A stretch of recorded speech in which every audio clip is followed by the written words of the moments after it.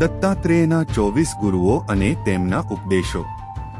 પ્રાચીન સમયમાં ભગવાન દત્તાત્રેયનો અવતાર માગશર માસની પૂર્ણિમાના દિવસે થયો હતો। દત્તાત્રેય ઋષિ અત્રિ અને અનસૂયાના પુત્ર તરીકે દેખાયા। ભગવાન દત્તાત્રેયે 24 ગુરુઓ પાસેથી શિક્ષણ લીધું હતું। દત્તાત્રેય અને તેમના ગુરુઓના ઉપદેશોને જીવનમાં અમલમાં મૂકવાથી આપણી બધી સમસ્યાઓ દૂર થઈ શકે છે અને જીવનમાં સુખ શાંતિ મેળવી શકાય છે। જાણો દત્તાત્રેયના 24 ગુરુઓ અને તેમના ઉપદેશો। પૃથ્વી પાસેથી સહનશીલતા શીખો। પૃથ્વી દરેક જીવનું વજન, સારા અને ખરાબને સમાન રીતે વહન કરે છે। પિંગલા વેશ્યા। તે સમયે પિંગલા નામની એક વેશ્યા રહેતી હતી।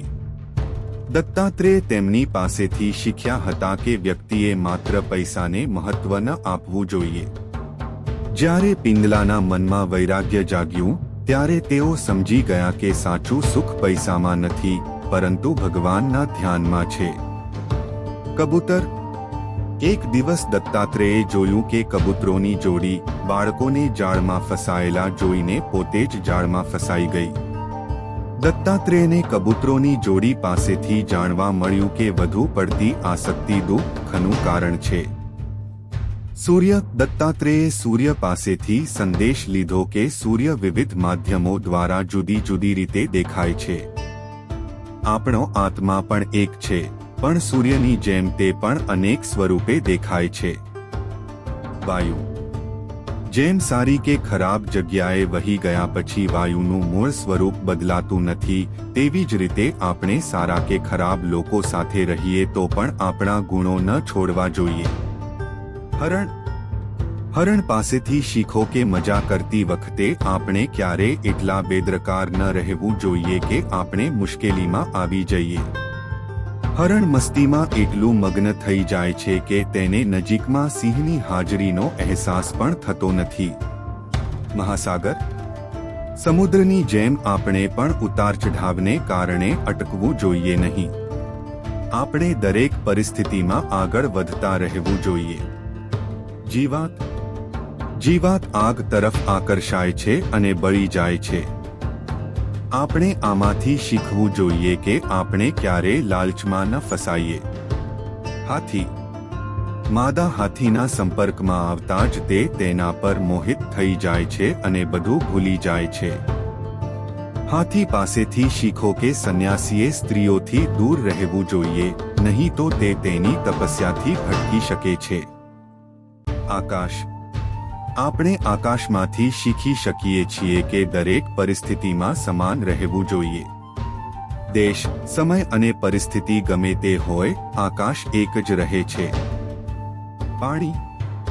દત્તાત્રેયે પાણીમાંથી શીખ્યા હતા કે આપણે હંમેશા શુદ્ધ રહેવું જોઈએ।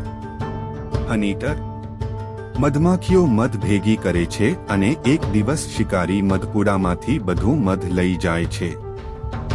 આના પરથી આપણે શીખી શકીએ છીએ કે આપણે જરૂરિયાત કરતાં વધુ વસ્તુઓ ભેગી કરવી જોઈએ નહીં તો કોઈ બીજું તે વસ્તુઓ આપણી પાસેથી લઈ જશે। માછલી। સ્વાદ માટે લોભી ન બનો। હૂક પર અટવાયેલા માંસના ટુકડાથી માછલી આકર્ષાય છે અને હૂકમાં જ ફસાઈ જાય છે। કુર પક્ષી। કુર પક્ષી પાસેથી શીખો કે તમારે હંમેશા તમારી સાથે કંઈક રાખવાનો વિચાર છોડી દેવો જોઈએ। કુરુર પક્ષી તેની ચાંચમાં માંસનો ટુકડો પકડી રાખે છે, પરંતુ તે ખાતું નથી। અન્ય મજબૂત પક્ષીઓ તે માંસનો ટુકડો છીનવી લે છે। બાળક। નાના બાળક પાસેથી શીખો કે સંજોગો ગમે તે હોય, હંમેશા ચિંતામુક્ત અને ખુશ રહો। અગ્નિ વિવિધ પ્રકારના લાકડાથી ઘેરાયેલો હોવા છતાં તે એક જ દેખાય છે। આપણે પણ પરિસ્થિતિને અનુકૂળ થવું જોઈએ। ચંદ્રનું તેજ અને શીતળતા વધે કે ઘટે તો પણ બદલાતી નથી, તેવી જ રીતે આપણો આત્મા પણ બદલાતો નથી। કુમારી કન્યા। દત્તાત્રેય કુમારી કન્યા પાસેથી કોઈ અવાજ કર્યા વિના પોતાનું કામ કરતા રહેવાનું શીખ્યા। દત્તાત્રેયે એક છોકરીને ડાંગર કાપતી જોઈ। ડાંગરની થ્રેસિંગ કરતી વખતે છોકરીની બંગડીઓ અવાજ કરતી હતી. ત્યારબાદ યુવતીએ તેમનો અવાજ રોકવા માટે બંગડીઓ તોડી નાખી. દરેક હાથમાં માત્ર એક બંગડી બાકી હતી. આ પછી હોકરીએ કોઈ અવાજ કર્યા વિના ડાંગરનું થ્રેસિંગ કર્યું. શારકૃત અથવા તીર બનાવનાર. દત્તાત્રેયે એક તીર બનાવનારને જોયો જે તીર બનાવવામાં એટલો તલ્લીન હતા કે રાજાનો ઘોડો તેમની પાસેથી પસાર થઈ ગયો, પરંતુ તેમને તેમની ખબર પણ ન પડી. આપણે પણ આપણા કામમાં ખોવાયેલા રહેવું જોઈએ. સાપ. દત્તાત્રેય સાપ પાસેથી શીખ્યા કે કોઈ પણ સાધુએ એકલા રહેવું જોઈએ અને દરેક જગ્યાએ જ્ઞાન વહેંચતા રહેવું જોઈએ. સ્પાઈડર. કરોળિયો જાળું બનાવે છે, તેમાં રહે છે અને અંતે આખું જાળ ગળી જાય છે. ભગવાન પણ પોતાના ભ્રમથી બ્રહ્માંડ બનાવે છે અને આખરે તેને એકસાથે લાવે છે. ભૃંગી જંતુ. દત્તાત્રેય આ જંતુ પાસેથી શીખ્યા કે મન ગમે તે વિચારે, સારું કે ખરાબ, મન એવું જ બને છે. ભમરો અથવા મધમાખી. મધમાખી અને ભમર વિવિધ ફૂલોમાંથી પરાગ લે છે. આપણે પણ જ્યાંથી કંઈક અર્થપૂર્ણ શીખી શકીએ ત્યાંથી લેવું જોઈએ. અજગર. વ્યક્તિએ અજગર સાથે સંતોષમાં જીવતા શીખવું જોઈએ.